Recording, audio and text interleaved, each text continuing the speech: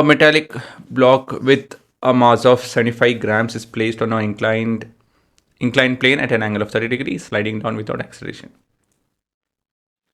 Okay, let's draw the basic diagram over here. This and this. And we have a block.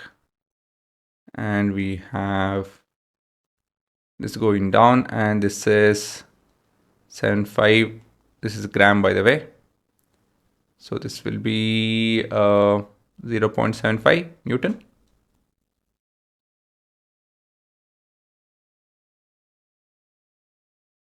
And so this will be, again, resolving of forces. This we have done many times. This will be sine of this value. So 0.75, 0.325 Newton.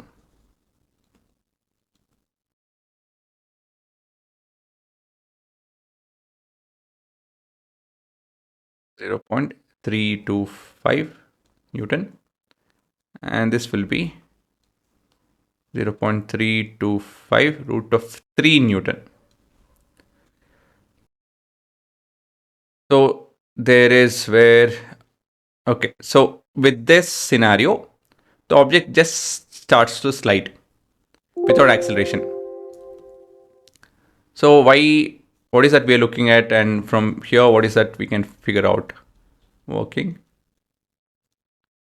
So we'll be able to figure out the friction that is, that we are looking at. So coefficient of static friction or kinetic friction is what we can figure out.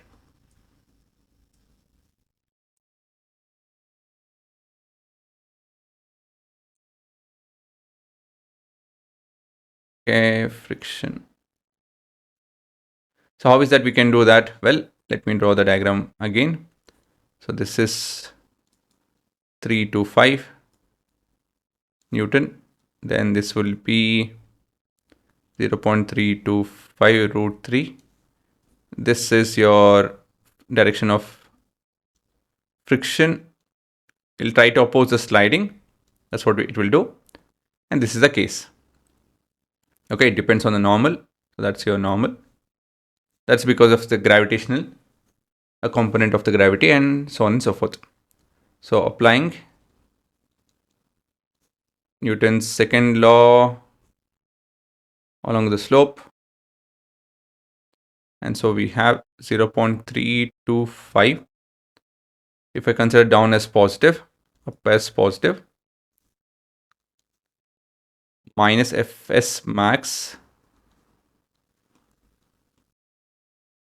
This entire thing is equal to 0 as acceleration is equal to 0 meter per second square. So we have mu s into normal force is 0.325 root 3 is equal to 0.325, bit of calculation, and we have this value. This is a constant value. Now the question is, if the inclination is increased by 15 degree, what will be the acceleration of the body? So from here, if it goes to say something like this, 45 will look, yeah, what will be the acceleration? So guys, it's quite simple actually. So we have, say, 45 degree is over here. So this will not change. That will be 0.75 Newton itself. Is it 0.75? Yeah. What will change though? The vectors will change, as in the component of this vectors will change. So this and this, that will change. So both will be 0.75 root 2. 0.75 by root 2. 0.75 by root 2 Newton. That will be the case. This is 45 degree. Okay, so basically what we are looking at is, you have a block, you have the normal force, that is 0.75 by root 2. Then you have your frictional force acting upwards because you'll try to stop it. So sorry, this is kinetic friction. Did I write that over there? No. This is kinetic friction, by the way. My bad. Again, I wrote this over here. Sorry, guys. So this is kinetic friction. My bad. Not static friction. That was when the object is just, about to start sliding. Just a value before that is what we can consider as static friction. The maximum value. If not, this is kinetic friction. This is already moving, but with zero acceleration. So here we have, what else? You have the gravity pulling it down. That is 0.75 by root 2 Newton, and this is also Newton. And we have gravity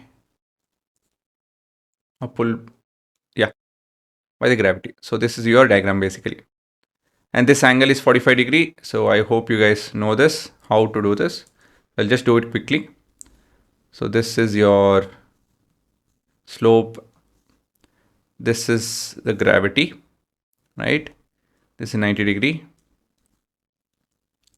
45. So this has to be 45. Now this is perpendicular to the slope.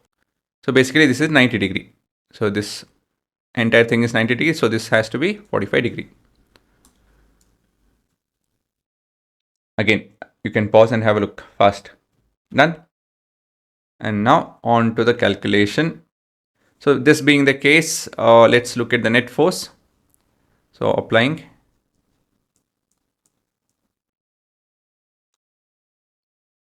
Newton's second law. So what we have here is along the slope.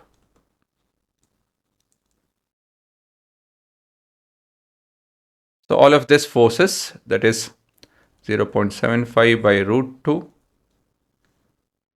minus Fk should be equal to the mass times of the acceleration of the object. 0.57 by root 2 minus mu k is 1 by root 3. And then force over here is 0.75 by root 2, the normal force. And this is equal to mass of the object is how much, guys? 0.075 into acceleration. So here is a bit weird set of calculation.